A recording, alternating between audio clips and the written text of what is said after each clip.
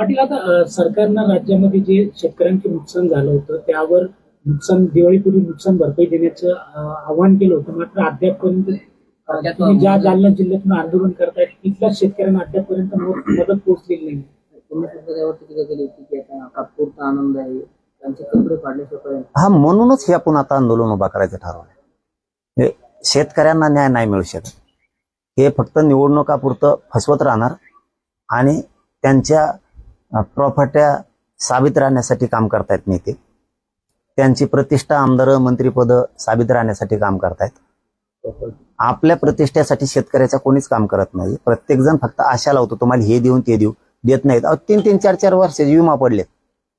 3-3, 4-4 वर्षाचे नुकसान भरपाई तशाच पडल्यात. आणखी इकडं हमी भाव केलाय 7,000-8,000, 9,000 काय हमी भाव असेल त्यांचा.